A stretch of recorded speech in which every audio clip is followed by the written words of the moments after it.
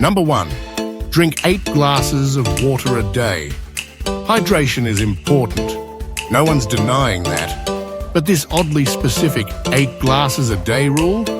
That's just a glorified myth that refuses to die, like a zombie made of Evian. First of all, your body is a lot smarter than that. It has this thing called thirst. It's kind of like a built-in notification system, only instead of buzzing, your mouth feels like a desert and suddenly could trade your entire family for a cold drink. When you feel thirsty, drink. That's it. Revolutionary, I know. The 8 glasses idea probably came from a 1945 government recommendation that mentioned humans need about 2.5 liters of water a day. But forgot to mention that most of it comes from food. Yeah, fruits, veggies, soups, they all count.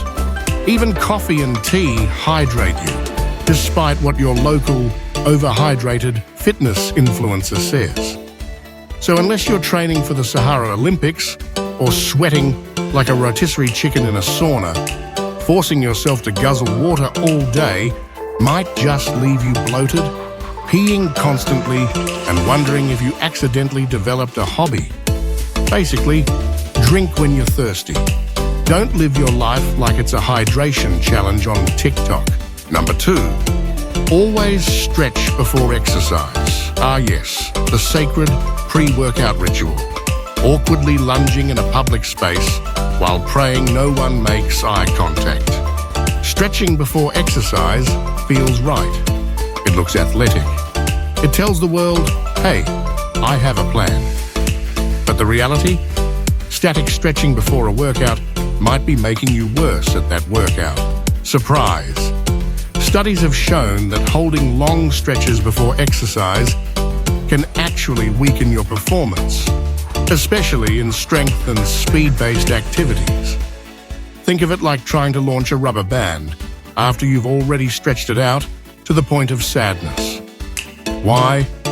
Because static stretching temporarily reduces muscle tension, and while that sounds good, your muscles actually need some of that tension to function like springs. Loosen them too much, and they start flopping around like overcooked noodles. Instead, what you want is dynamic stretching, moving your body through a range of motion to get your blood pumping and your joints ready to go. Arm circles, leg swings, zombie marches, anything that says, I'm warming up, not, I'm preparing for a nap. Stretching's not bad, just not there. Save the long hamstring yoga poses for after the workout, when you can pretend you're zen and not just lying on the floor from exhaustion. Number 3, detox with juice cleansers. Oh boy, time to go full blender cult. Juice cleansers are like the fashion model of the wellness world. Sleek, shiny, and totally disconnected from biological reality. The idea is that flooding your body with liquid kale and pulverized carrots will flush out toxins, as if your liver and kidneys went on strike and need backup from a $12 bottle of cucumber foam. Spoiler alert, your body already detoxes itself. That's literally what your liver is for, unless it's malfunctioning, in which case go to a hospital, not Whole Foods.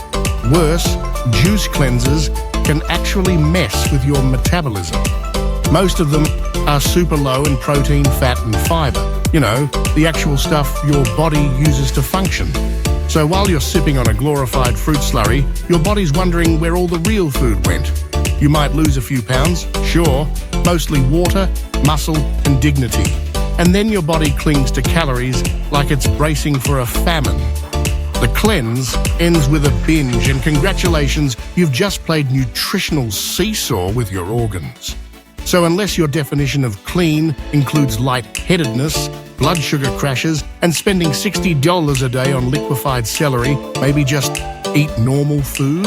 Number 4, avoid fat at all costs. If the 90s taught us anything, It's that shoulder pads were a mistake, and so was demonizing fat.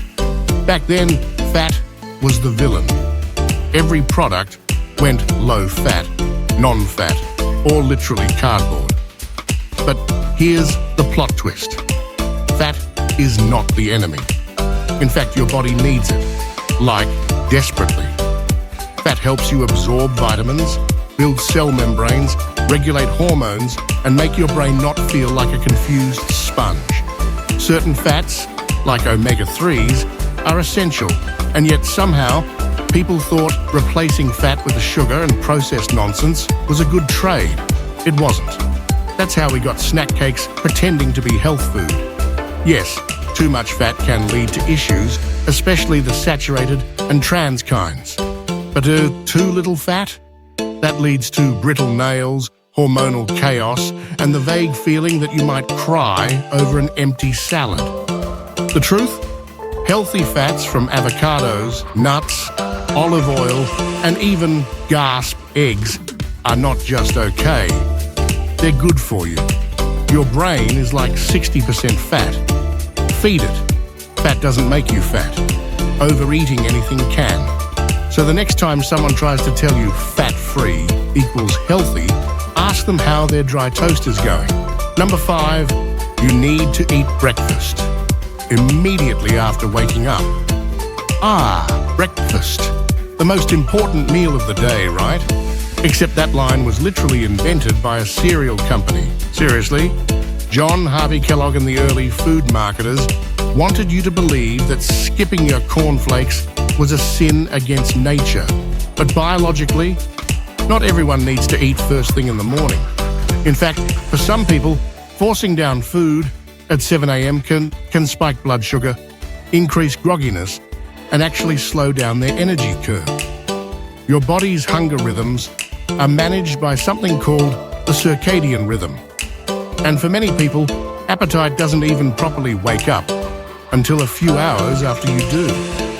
Intermittent fasting, time-restricted eating, or simply listening to your actual hunger cues can be healthier than robotically eating just because the clock says so. So no, skipping breakfast won't automatically wreck your metabolism or turn you into a grumpy caveman. And eating breakfast doesn't guarantee productivity, especially if your breakfast is basically dessert with marketing. I'm looking at you, frosted toaster pastries. Number 6, the more you sweat, the more fat you burn. This one just won't die. People still equate sweat with fat loss, as if your body is just squeezing out calories like a juice box. Sorry to ruin the fantasy, but sweating, burning fat. Sweating is your body's cooling system, not a calorie counter. It's how you regulate internal temperature, especially during exertion. You could be sweating buckets in a sauna while lying down, but you're not torching fat, you're losing water weight, which comes back the moment you drink anything. Real fat loss happens when your body runs a caloric deficit over time, meaning you burn more energy than you consume. It's a metabolic process, not a moisture issue. Yes, intense workouts that make you sweat may also burn fat, but sweating more doesn't equal burning more.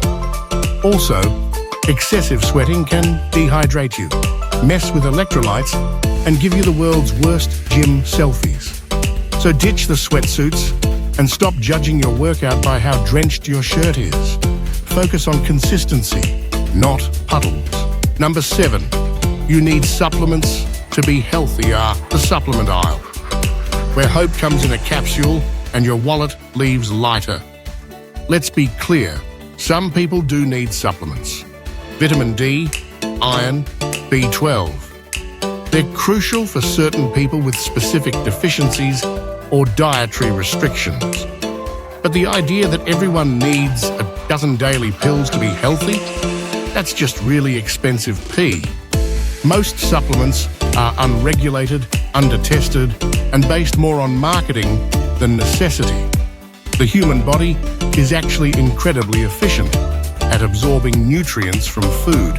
especially when that food includes vegetables, protein, fiber, and healthy fats. Worse, oversupplementation can be dangerous. Too much vitamin A, liver damage, excess iron, toxicity, megadoses of antioxidants. They might even interfere with your body's natural defenses. So unless a doctor tells you you're low on something, don't go on a supplement shopping spree just because your favorite YouTuber swears by morning stacks and gut resets.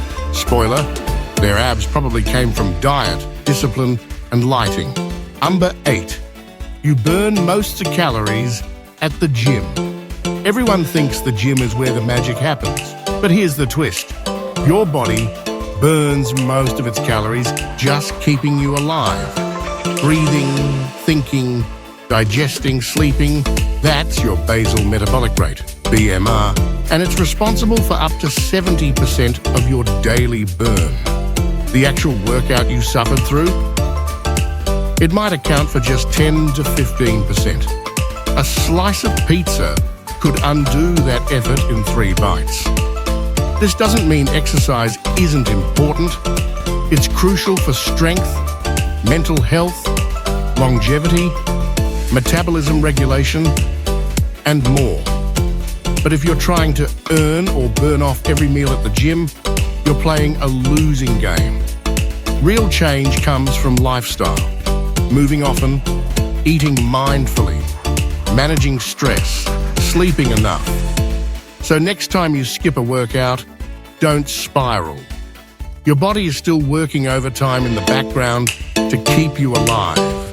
And that burns way more than burpees ever will.